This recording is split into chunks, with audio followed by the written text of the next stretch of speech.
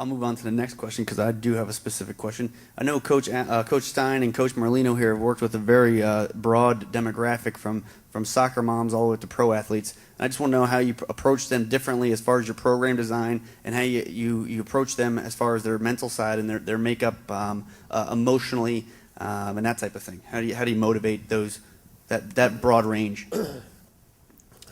Yeah, there's a very different approach between a professional athlete and a grade school, high school athlete. I started out working with, in the private sector, younger children, and you do have to change your approach.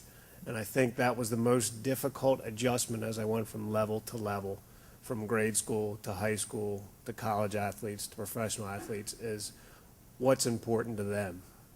Where can I connect? So I think that's the most important first step, is finding an area you connect on. Unless you have tremendous backing from your head coach and that what you say is gospel and law, it really helps to connect in some way. And it gets harder as we get older because the gap is increasing. When I first started, I was the same age as most of the players coming in. As my hair gets grayer and I start to get farther away, I'm finding out that I don't have as much in common. So I have to work a little bit harder. But once I do find that common ground and we speak on the same level, you understand that they're going to listen and they're going to buy into what you're offering. So meet in the middle ground somewhere.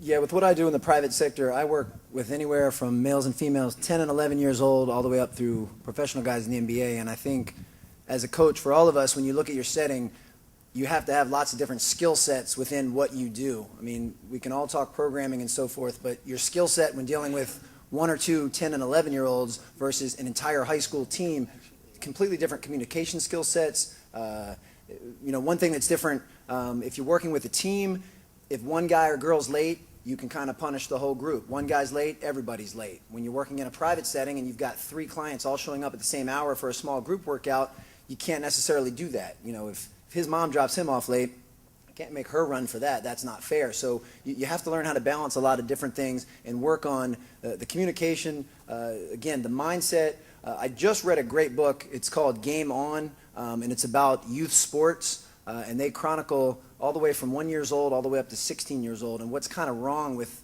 the way Americans approach youth sports. And a lot of it goes back to how we coach and the mindset and the motivations behind why 10 and 11-year-olds play basketball are much different than why somebody plays college or professional basketball. And you have to remember those mindsets. And, I really love the high school setting because I find high school athletes are highly motivated because they want to make it to the next level so that they're working with these guys up here. And that's really where I've seen a lot of development psychologically as well as physiologically with the high school age, and that's my favorite age to work with. But you have to know who you're working with. When you're working with a player that makes $70 million over 6 years, what you use to motivate them is different than a high school kid just trying to make the varsity team. And you got to work on those different skill sets. And each of us up here has a slightly different setting as far as backing from administration, as far as facilities and all the different things you have. You got to lay everything out on the table, find what works well for you. As Coach mentioned, stick to your convictions and your beliefs.